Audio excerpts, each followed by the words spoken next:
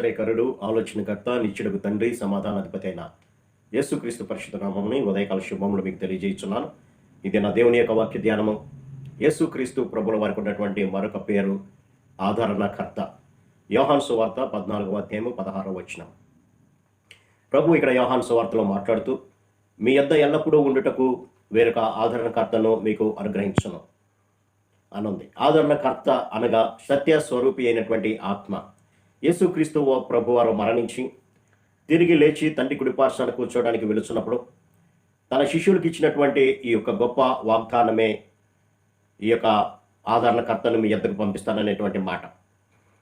కాబట్టి యేసుక్రీస్తు ప్రభువారు ఆయన యొక్క శిష్యులను కానీ ఆయన యందు విశ్వాసం ఉంచినటువంటి వారిని కానీ ఒంటరిగా ఈ లోకంలో విడవలేదు. కానీ ఆయన తరపున పరిశుద్ధాత్మ దేవుణ్ణి మన కోసం ఈ లోకానికి పంపించారు ప్రేర. ఆ పరిశుద్ధాత్మ దేవుడు ఎవరిలో ఉంటారు, ఎవరితో ఉంటారు అని కనుక ఆలోచన చేస్తే, ఒక వ్యక్తి యేసు ప్రభువుని విశ్వసించి ఆయన అనుగ్రహించేటువంటి రక్షణను పొందినప్పుడు మన యొక్క ఆత్మీయ జీవితాన్ని పెంపొందించడానికి ఆ విశ్వాసులో పరిశుద్ధాత్మ దేవుడు నివసిస్తూ ఉంటాడు ప్రేర. అంతేకాదు కానీ ఈ యొక్క పరిశుద్ధాత్మ దేవుడు లేదా ఆదరణకర్త అని పిలువబడేటువంటి దేవుడు చేసేటువంటి కార్యాలు ఏంటి అని కనుక చూస్తే, ఆయన మనల్ని హెచ్చరిస్తూ ఉంటాడు. ఒకవేళ మనం తప్పు మార్గంలో కనుక ప్రయాణం చేస్తుంటే ఆయన మనల్ని గద్దిస్తూ హెచ్చరిస్తూ ఉంటాడు. అలాగే మనల్ని ప్రోత్సహిస్తాడు. వాక్యాన్ని చదవటంలో కానివ్వండి, పరిశుద్ధంగా జీవించడంలో కానివ్వండి, ప్రార్థన చేయటంలో కానివ్వండి, ఆయన మనలో ఉండి మనల్ని ప్రోత్సహిస్తూ ఉంటాడు. అంతేకాకుండా మనము వేదన భరితమైనటువంటి జీవితం జీవిస్తున్నప్పుడు, కష్టాల గుండా మనం ఒకవేళ వెళ్ళవలసి వచ్చినప్పుడు ఆయన మనల్ని ఓదార్స్తూ ఉంటాడు, పిల్లలు ఆదరిస్తూ ఉంటాడు. అంతేకాకుండా మనలను సర్వసత్యంలోనికి నడిపిస్తాడు. దేవుడు ఇచ్చినటువంటి ఈ యొక్క వాక్యాన్ని మనం ధ్యానిస్తున్నప్పుడు కొన్నిసార్లు మనకి అర్థం కాకపోవచ్చు.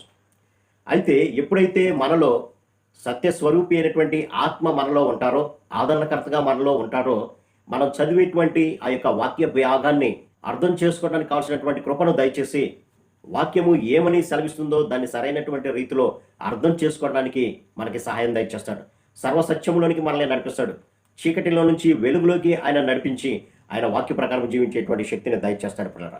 అంతేకాదు కానీ మనము ఎలాగో ప్రార్థన చేయాలో తెలియనప్పుడు ఆయనే తన మూలుగులతో మన పక్షంన తండ్రికి విజ్ఞాపన చేస్తూ ఉంటాడు పిల్లరా. కాబట్టి ప్రార్థనలో మనకు తోడుగా ఉండి నడిపిస్తూ ఉంటాడు. అంతేకాకుండా ఆయన ఎప్పుడైతే మనలో ఉంటాడో మన శరీరాలకు జీవాన్ని ఇస్తాడు.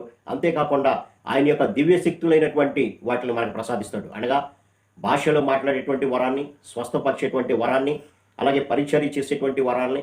కాబట్టి ఈ విధంగా రకరకాలైనటువంటి వరాలను మనకు దయచేస్తూ ఉంటాడు. కాబట్టి ప్రభువు యేసుక్రీస్తు ప్రభువారు ఈ లోకంలో నుంచి వెళ్ళటమే మనకి ప్రాముఖ్యమైనటువంటి విషయంగా మనం గమనించవచ్చు. అందుకని ప్రభు అంటాడు, నేను వెళ్ళుట మీకు మంచిది అని అంటాడు. యేసుక్రీస్తు ప్రభువారు ఈ లోకంలోనికి వచ్చి ఆయన తన రక్తాన్ని సమస్త మానవాళి కొరకు కూడా చిందించి సమస్త మానవాళికి రక్షణను అనుగ్రహించి మనమందరం కూడా ఏ విధంగా అయితే ఈ లోకంలో జీవించాలో తెలియపరిచి ఆయన వెళ్ళిపోయారు.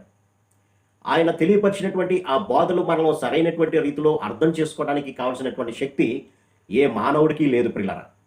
కాబట్టి మనకు తోడుగా ఉండి ఆ వాక్యాన్ని అర్థం చేసుకోవడానికి యేసుక్రీస్తు ప్రభువు వారు ఈ లోకంలోనికి ఎందుకు వచ్చారు, ఆయన ఎందుకు మరణించవలసి వచ్చింది, తిరిగి ఆయన ఎందుకు తండ్రి కుడిపార్శ్వాన కూర్చోడానికి వెళ్ళారు అనేటువంటి సత్యాలన్నీ కూడా మనం అర్థం చేసుకోగలుగుతున్నామంటే అర్థం ఏంటంటే సత్యస్వరూపిగా ఆదరణకర్త అయినటువంటి దేవుడు మన మధ్యలోనికి వచ్చాడు కాబట్టి ప్రభువుకు ఉన్నటువంటి మరొక పేరు ఆదరణకర్త. మనకు అన్ని విషయాల్లో కూడా ఆదరిస్తూ మనల్ని సరైనటువంటి రీతిలో నడిపిస్తూ, పరిశుద్ధమైనటువంటి రీతిలో నడిపిస్తూ మనల్ని నిత్య రాజ్యానికి వారసులుగా చేయడమే ఈ యొక్క ఆదరణకర్త యొక్క పని అయి ఉన్నది పిల్లలు. కాబట్టి ఆ ఆదరణకర్తను పొందుకోవాలంటే మనం చేయాల్సినటువంటి పని ఇందాకే నేను తెలియపరిచాను. ఆయన యందు విశ్వాసం ఉంచి ఆయన అడుగుజాడలో నడుస్తూ ప్రతి పాపాన్ని కూడా విడిచిపెట్టి యేసుక్రీస్తు నామంలో మనం ఎప్పుడైతే బాప్తిసం పొందుకుంటామో అప్పుడు పరిశుద్ధాత్మ దేవుడు ఆదరణకర్తగా మన మధ్యలోకి నివసించి మనల్ని కూడా పరిశుద్ధమైనటువంటి స్థితిలో దేవుని రాజ్యానికి సన్నద్ధులను చేస్తూ ఉంటాడు పిల్లలు. కాబట్టి మనం పొందుకుందాం. తద్వారా ఆదరణకర్త మనలో ఉండి మనల్ని నడిపిస్తే మనల్ని పరిశుద్ధపరిచి ఆయన రాజ్యానికి వారసులు చేయనిగాక. అటు కృపా పరిశుద్ధాత్మ దేవుడు మనకు దయచేయనిగాక. ఆమేన్. ప్రార్థన. సర్వశక్తుడా ప్రేమగల మా తండ్రి, ఆదరణకర్తగా నాయన ఈ లోకంలోనికి వచ్చి మాలో మీరు నివసిస్తూ మమ్మల్ని సర్వసత్యంలోనికి నడిపిస్తూ మాలో ఉన్నటువంటి ప్రతి అవిధేయతను మీరు హెచ్చరిస్తూ మమ్మల్ని సరిచేస్తూ మీ కొరకు మమ్మల్ని సిద్ధపరచుకుంటున్నారు ప్రభావం బట్టి మీకు వందనాలు తండ్రి. మిమ్మల్ని అనాథలుగా విడువనని వాగ్దానం చేసి ఆ వాగ్దాన ప్రకారం మీరు ఆదరణకర్తగా ఈ లోకానికి వచ్చారు ప్రభావం బట్టి మీకు వందనాలు తండ్రి. కాబట్టి నైనా మాలో ఉన్నటువంటి మిమ్మల్ని దుఃఖపరచకుండా మీ ఆజ్ఞల ప్రకారం మేము జీవిస్తూ మీ రాజ్యానికి వారసులై భాగ్యం ప్రతి బిడ్డకు దయచేయమని యేసు నామమున అడిగి పెట్టుకుంటున్నాం తండ్రి. ఆమేన్. God bless you.